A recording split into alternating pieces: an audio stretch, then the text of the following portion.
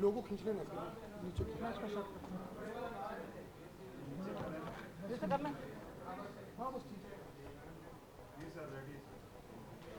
اب ریڈی ہے. لائف کٹ ہے ٹھیک.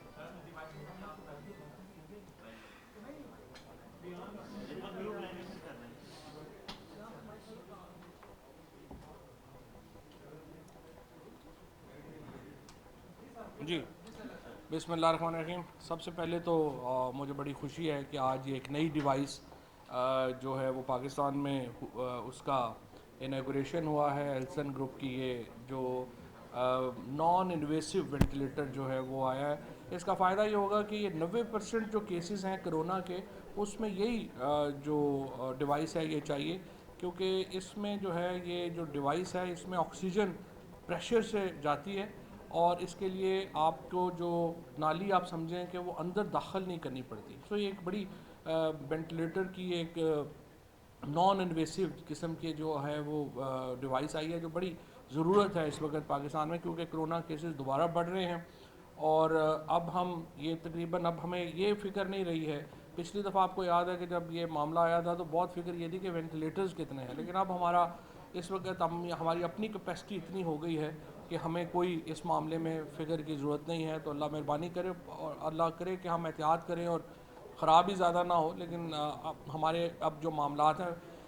ویکسین کا جہاں تک معاملہ ہے, دو بات چیت جو ہے وہ چل رہی ہے. لیکن میں آپ کو بتاؤں کہ جو 5 بڑے ممالک ہیں انہوں نے کرونا ویکسین کے اوپر ایک بالکل منوپلی کریٹ کر لی ہے, اور پیسے دے کے پہلے, اور اس کی وجہ سے ابھی کم از کم 18 مہینے سے لے کے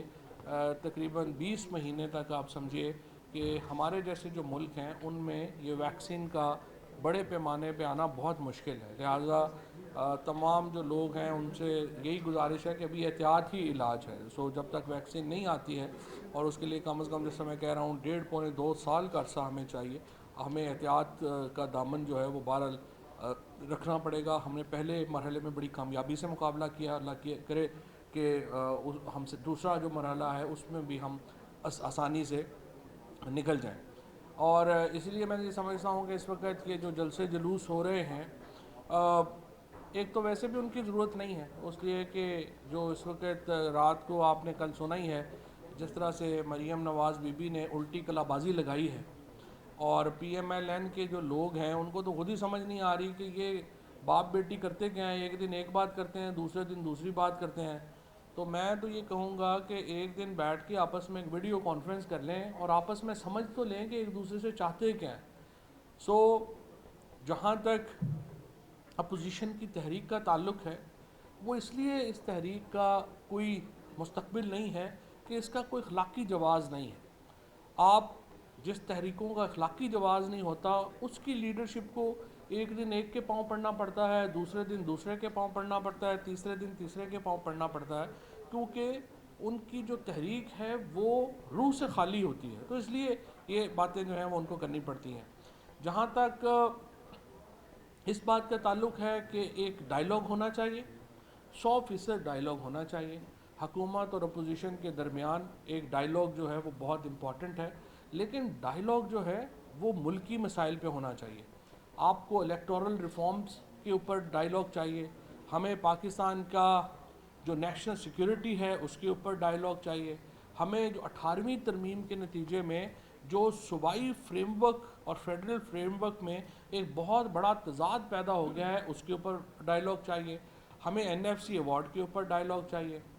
کیونکہ دیکھیں نا, آپ جو 6,000 یا 7,000 ارب روپے کی جو انکم ہے, 6 یا 7 ٹریلین کی جو ہر سال ہماری انکم ہے, ان میں سے تقریباً 60% جو ہے وہ صوبوں کو چلا جاتا ہے, اور باقی 40% جو وفاق کو بچتا ہے اس میں ہماری جو قرضے اتارنے کا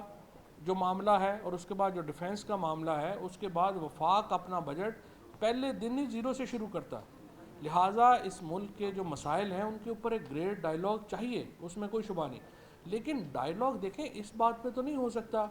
کہ مریم بی بی کے اکاؤنٹ میں راتوں رات 88 کروڑ روپے کہاں سے آئے, اس کے اوپر ہم ڈائلاگ کریں اور چھوڑ دیں. یہ بھی نہ پوچھیں کہ مریم بی بی نے اچانک لنڈن میں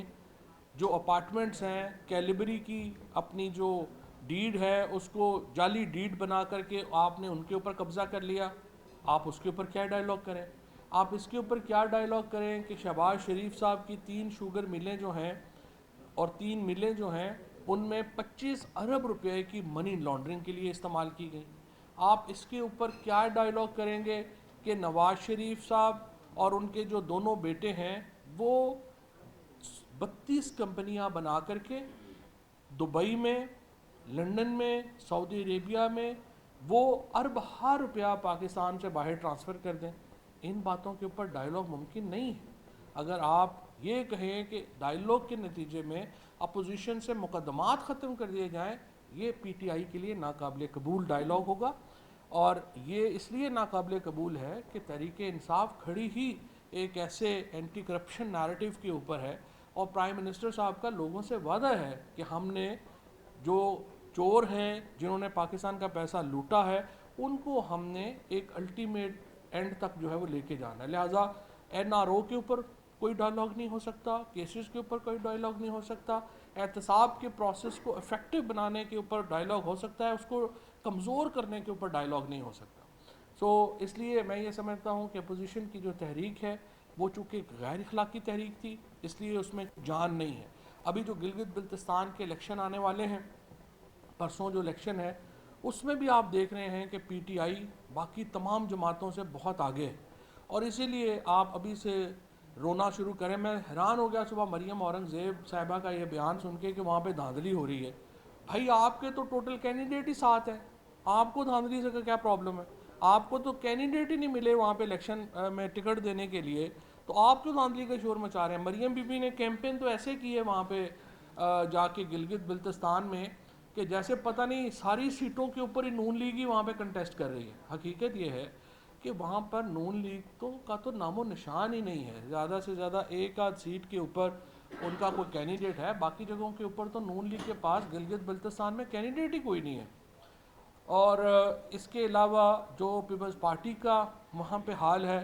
بلاول صاحب کو چونکہ سوئٹزرلینڈ نہیں جا سکے تھے اس بار، تو انہوں نے ٹھنڈا علاقہ چاہیے تھا، اس لیے انہوں نے زیادہ وقت تو وہاں پہ گزارا،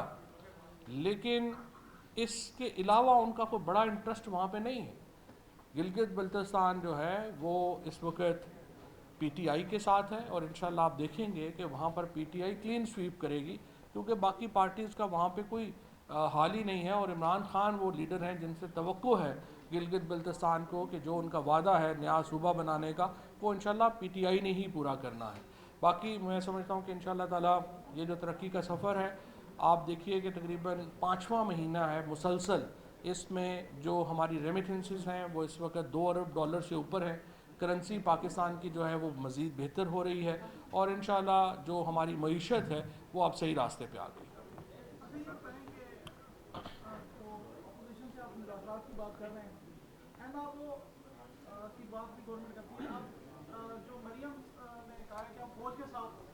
ہم بات کرنے کے لیے تیار ہیں، تو آپ کو اس بات میں کیا خیال ہو سکتا ہے؟ حکومت بھی فوج کے ساتھ بیٹھ سکتی ہے، اپوزیشن بھی بیٹھ سکتی ہے؟ آج بلاول نے بھی کہا ہے کہ اگر فوج سے بات ہوگی تو پی ڈی ایم کے پلیٹ فارم سے ہوگی، تو فوج سے کیا بات کرنا چاہیے؟ دیکھیں نا، میں یہی پہلی بات تو یہ ہے کہ اس کا مطلب یہ ہے کہ پی ڈی ایم کا جو ایک نعرہ تھا کہ ہم ملک میں جمہوریت چاہتے ہیں، وہ تو ایک ڈھکوسلا تھا۔ اگر وہ فوج کے ساتھ مذاکرات کیا کرنا چاہتے ہیں؟ جمہوریت میں تو پولیٹیکل پارٹیز آپس میں مذاکرات کرتی ہیں، فوج کے ساتھ تو مذاکرات نہیں ہوتے۔ اگر وہ فوج کے ساتھ مذاکرات کرنا چاہتے ہیں تو وہ یہ چاہتے ہیں، اصل میں بڑی معصوم سی خواہش ہے ان کی، خواہش یہ ہے کہ فوج فی الحال ایک سیاسی کردار ادا کرے، سیاست میں مداخلت کرے، حکومت کو فارغ کرے، اس کے بعد پھر سیاست میں مداخلت کرے، ہمیں الیکشن جتائے، اس کے بعد فوج اپنے کردار کے اوپر نظر ثانی کرے، غیر سیاسی ہو جائے، 5 سال تک غیر سیاسی رہے، الیکشنوں میں پھر سیاسی ہو، پھر ہمیں جتائے اور پھر غیر سیاسی ہو جائے۔ یہ چھوٹی سی خواہش ہے پی ڈی ایم کی اور بلاول صاحب کی اور مریم کی، یہ پوری نہیں ہونی۔